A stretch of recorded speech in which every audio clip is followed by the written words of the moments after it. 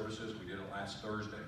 Last year, the sheriff's department, myself, two of my resident deputies, and several citizens, we picked up a little over 11 tons just ourselves. And that was kind of late toward the end of the year when we finally had the agreement with the Republic to allow us to dump at the transfer station for free. And we focus more on large items, cat mattresses, couches, refrigerators, that type of stuff. I was fortunate enough, I approached some of our local vendors over on the Martinez side, Hertz, Sun State Rental, and those folks. They've agreed as part of their donation to the cause is to allow us the use of dump trailers to help us pick that up. Because anybody who loads this stuff on a flatbed, you move it twice. You load it, and you unload it by hand. At least the dump trailer, you get to dump it, and it's less than a minute to get it dumped. So we've been successful. We did it last Thursday. We did it because I wanted my community to look good for Easter, and it was looking pretty shabby. So we went out and picked up 3 tons. And that 3 tons, if John Q. Public, and this is part of the problem and the reason is the dump fees, in my area at least, it's a very low income area, they can't afford it. Can't afford it. A mattress and a set of box springs is $60 to dump it. Yeah. And so they don't have it. They're trying to keep the lights on and the mortgage paid. So they're going to dump it on the shoulder of the road, somewhere in Bay Point. Most of my dumping is probably residential. Would you agree, Joe? It's residential dumping. Not a lot of contract stuff. We do get it, but the majority of our stuff in Bay Point is all residential. That day we picked up a little over 20 mattresses, box springs, I think 15 couches, 4 refrigerators, countless tires, and shopping carts. And I'm not as nice as Antioch because if that shopping cart's there, the owner isn't there, it's abandoned property. We take it. And I don't go to Safeway and ask if they want their shopping cart back. It goes in the dump. I don't care who it belongs to, and I'll address something a little bit later on that too. So we as a community, and we found that going out there doing this, and I try to do it on a weekend when most of our residents are home, the first time we did it, the residents came out and they started applauding us. Eventually, we were there long enough because there was enough trash. They started bringing us water and asking us, do we need snacks? Before we got through with one neighborhood, the residents were out helping us load it up and couldn't thank us enough. That neighborhood right now, actually there were several neighborhoods that we really hit hard. They'll call now. They realize we take pride in that community, so should they. They will actually call us now. Hurry, hurry, they're dumping right now. So if we can change the mind frame of those residents to start calling us, or to go out, I don't say confront, but to go out and write down license plate numbers, take a cell phone photo, we've got what we need now for the enforcement side. Because as we all know, again, we can't stop it, all law enforcement here, we can't stop that illegal dumping. It's just happenstance if we catch them dumping, unless we set up a sting of some sort or whatnot. In my community as well, our MAC does 2 community cleanups a year.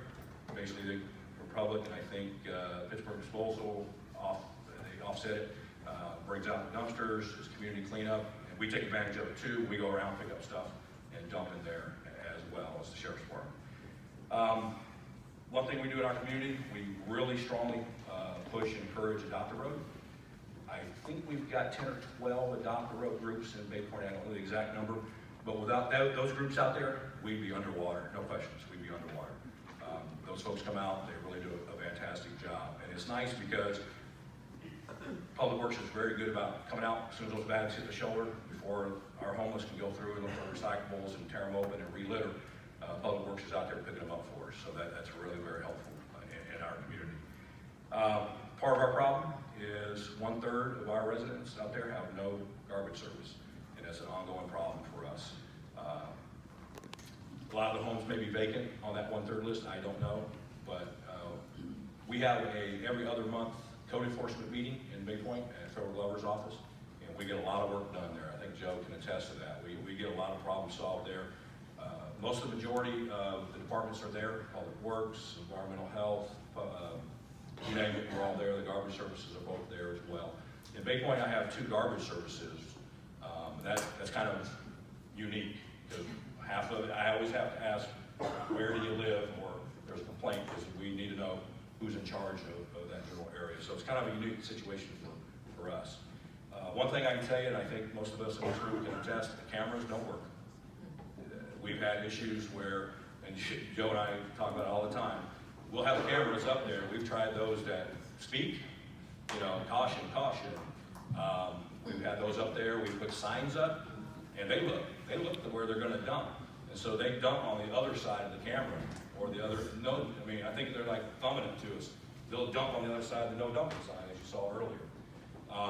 So I'm fortunate that most in this room with Keller Canyon in my backyard, I've got access to the Keller Canyon mitigation funds, as many of the departments in here as well from the county do.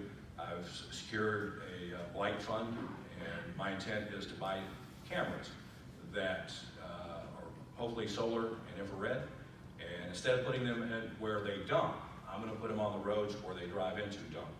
Because when they dump, they look around for the cameras, but I don't think they'll be wise enough to look for the streets they drive down in order to dump. And so if we can catch a license plate, we're ahead of the game on that. Because if I can see you on the camera, you got a license plate, you got a load in the back, and you drive out and there's no load, then I'm going to come look for you. Another issue that we have, as I mentioned earlier, is the shopping cart.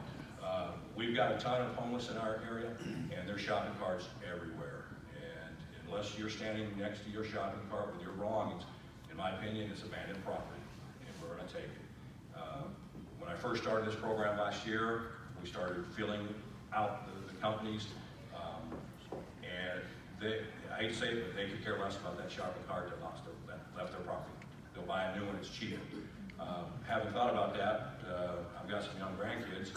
I don't think I want my granddaughter sitting in that shopping cart that Johnny Homeless just urinated, defecated, et cetera, et cetera. And because, you know, Safeway is not desanitizing it and putting it right with the rest of them. So we dump them. And I'm exploring right now, other municipalities and other counties have a shopping cart ordinance that requires businesses over a certain size, et cetera, to either one, have an employee drive a certain radius around their business to pick up the shopping carts, or pay a company. And I think we used to have several companies out here, but I no longer see them, at least not in the Bay Point area, picking up our shopping carts. Short of that, again, I could show you 1,000 pictures of garbage, but we've all seen it. Part of our problem, and hopefully the DA, she'll address it, you know, just in the penal code. The first offense for littering is $250 to $1,000. The second is $500 to $1,500, and the third is $750 to $3,000. Well, if this is my first offense, it's cheaper for me to dump it on that shoulder than it is for me to go to the dump, depending on what I'm trying to dump. And our residents, and Joe can attest, they collected on their private property for a while. So if they're going to dump it, they're going to dump a huge amount. So again, if they're going to save it, the fines aren't solving our problem. The ordinance, the county hauling ordinance too, has a few glitches that aggravates me, is if they're hauling, the ordinance doesn't give us the authority to tow their vehicle if they're caught without that permit. We need to be able to tow, because it's not going to stop them. If the fine's only a small amount, it costs several $1,000s to come in conformity to the ordinance to get that permit, I'll roll the dice. If I get caught 2 or 3 times, I'm still financially ahead of that game. And so we need some authority to tow these vehicles, take those means away. And as Captain Vanderman said, you know, we'll look creative. We'll figure out a way to tow your vehicle if we can. But it's those folks that we can't get to the car or can't find a violation to tow the vehicle, and now we're stuck. We give them a citation on the shoulder, you know, they go home, they go to court, they pay $250, they still got ahead of what it would have cost to go to the dump. So, and trust me, I'm desperate. I mean, if anybody here's got any better ideas that at work, please come see me after this, because we're drowning in litter just as the rest of you guys are in Big Point. Is there anything, let me just make sure I covered everything I want to discuss. Yes? Is there any questions? Thank you.